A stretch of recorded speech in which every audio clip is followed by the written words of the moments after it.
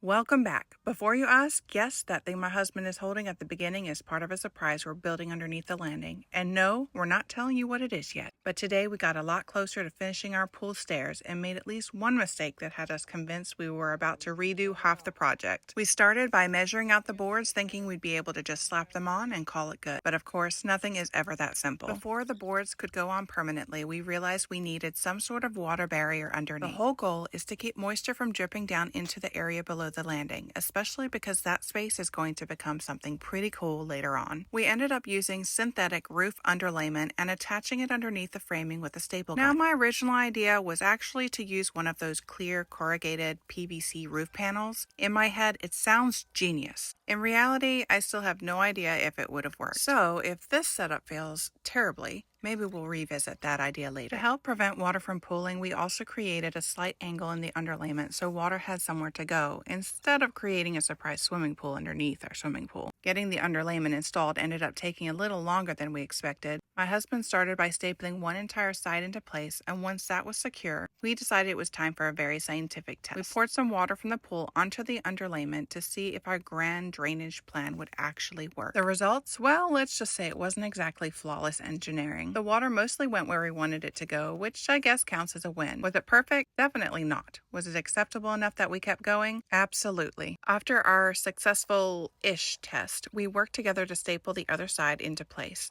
Then my husband added another section of underlayment down the middle, overlapping both sides to help direct water where it needed to go, and hopefully keep everything underneath as dry as possible. At this point, we were basically crossing our fingers and trusting the process. Sometimes DIY projects are less about knowing exactly what you're doing and more about convincing yourself that your idea makes enough sense to keep moving forward. Once we had that all installed, we weighed it down with a rock and some pebbles because, that's the highly professional engineering method we're using these days. Then it was finally time to put the landing boards back on. Now it's starting to look less like a random pile of lumber and more like actual stairs. And if you've been following this project, drop your best guess in the comments. What do you think we're building underneath the landing? We cut the stair boards to their final length and laid them all out where they needed to be installed. Then it was time to start attaching them.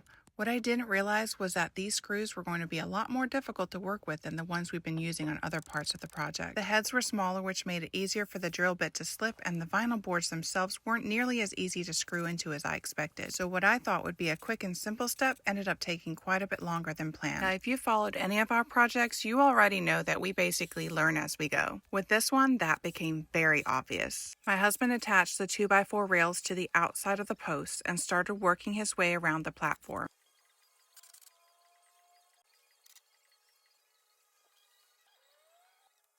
For a while he worked on the top rails, I started installing the bottom rails using another piece of 2x4 as a spacer to keep everything even. And of course, no construction project around here would be complete without management showing up. But of course, no offer to help. Even better, we got treated to an unexpected dance performance from our 4-year-old, who decided the new stairs were the perfect stage for her concert.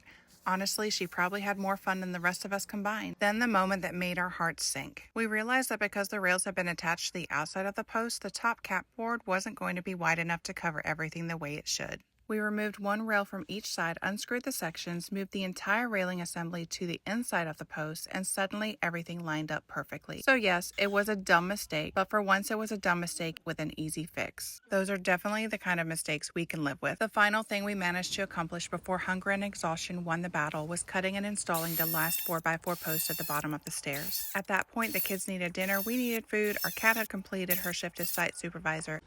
It wasn't that far. And we decided it was time to call it a night. But we're getting really close now. In the next phase, we're hoping to finish the stair railings, wrap up the last major details, and finally reveal what's going underneath the landing. Follow along so you don't miss phase 5 and the big surprise reveal.